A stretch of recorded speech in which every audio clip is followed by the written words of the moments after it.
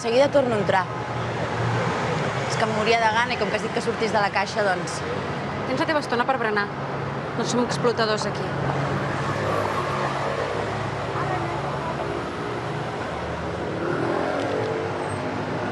Tens fills, tu?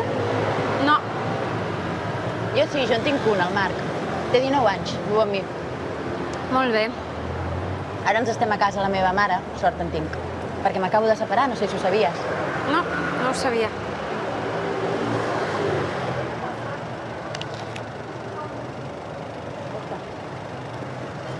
Tens parella, tu? No. Doncs tot això que t'estalvies. Dona, depèn, oi? Sí, sí, esclar. Vull dir que si ets feliç i et va bé, aleshores no t'estalvies res.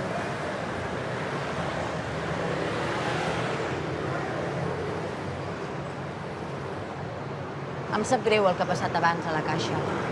M'he posat nerviosa i ja se sap, els nervis són molt mals companys. Que fàcil que sembla qualsevol feina quan la fa un altre, però quan l'has de fer tu, És que potser aquesta no és qualsevol feina, encara que tothom s'ho pensi. No, si no volia dir això, ja m'entens. Sí, sí que t'entenc, sí.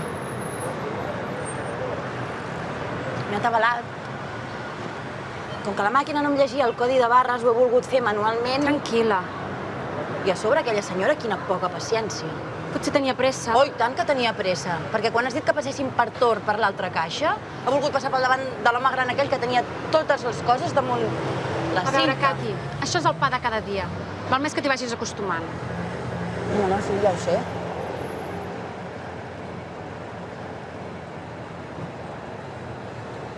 Què voldràs que faci ara? No ho sé. Escolta, si pel que sigui necessites que faci feines de tipus més administratiu, menys mecànic, no sé, se m'acaba d'acudir que potser et soc més útil al despatx o... Això ja ho fem la Tere i jo. No, la Tere ja.